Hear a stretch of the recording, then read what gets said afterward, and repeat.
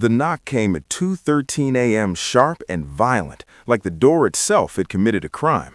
I woke up confused, heart racing, apartment dark except for the blinking light on my phone. Before I could even reach the hallway, the door exploded open and 6 armed officers flooded my living room. "Ethan Carter, hands where we can see them!" I froze, barefoot in gym shorts, palms raised, mind blank.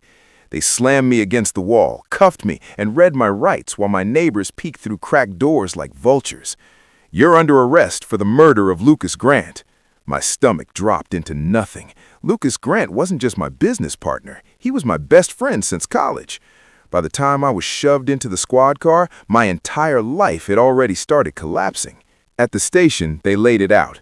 Lucas was found dead in his penthouse office, stabbed twice in the chest. No forced entry. Security footage showed someone wearing my jacket entering the building at 11:42 p.m.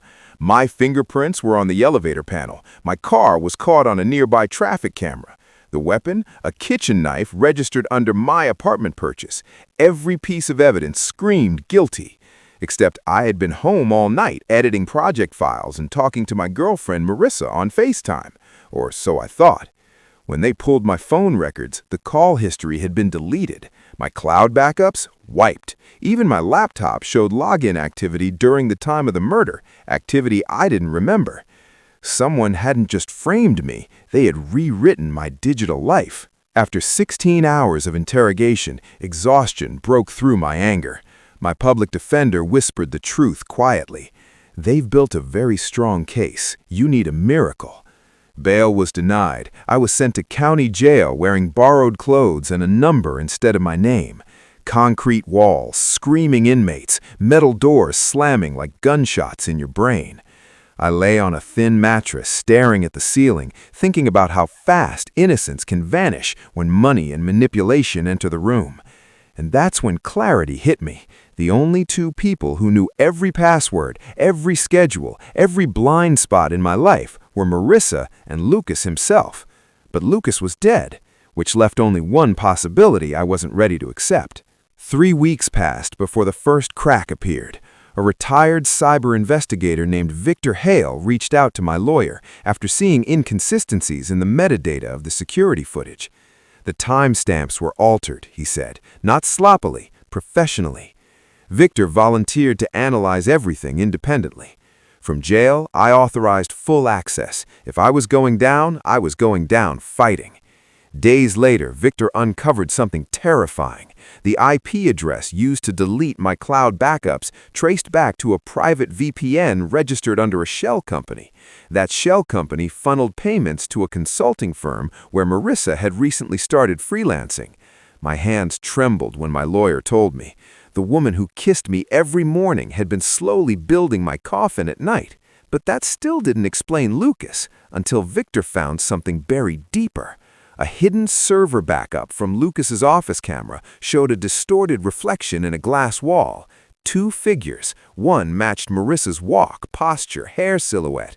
The second wore a hoodie and gloves, but removed the hood briefly. Lucas was alive during the setup phase. The murder wasn't part of the original plan. Something went wrong. Someone panicked. Someone silenced him permanently. We waited quietly. Victor cloned Marissa's work laptop remotely and discovered encrypted files labeled as accounting spreadsheets. Inside were transaction logs transferring company funds into offshore accounts under fake identities. My name was used as the authorization signature.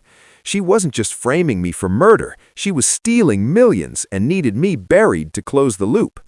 My attorney coordinated with federal investigators discreetly. They didn't move yet. They wanted her confident, free, talking. So they leaked fake information through a controlled source that my case was collapsing, witnesses unreliable, evidence weakening. Marissa took the bait. She messaged Victor unknowingly through a compromised channel, bragging about how Ethan will never see daylight again and how Lucas wasn't supposed to fight back. That sentence alone detonated her future. On a rainy Thursday morning, while she sat in a downtown cafe, sipping a latte and scrolling her phone like nothing in the world was wrong, federal agents surrounded her table. No shouting, no drama, just quiet handcuffs and cold reality. Simultaneously, warrants were executed on the shell accounts, the VPN provider, and her apartment. They found the murder jacket hidden inside a storage vacuum bag behind her bed, still stained, still real. My charges were dropped within 48 hours. The first breath of free air outside the jail felt unreal, like life rebooted after corruption. But freedom wasn't closure.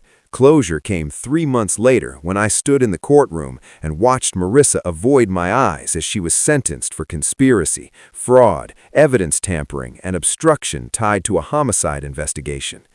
Lucas's family sat behind me, quietly crying, not for revenge, for truth. I didn't celebrate, I didn't smile. I simply walked outside and let the sun hit my face without bars between us. Trust, once broken, doesn't heal. It evolves into wisdom. They tried to erase my life. Instead, they exposed their own. And sometimes the greatest revenge isn't destruction, it's surviving the trap that was meant to bury you.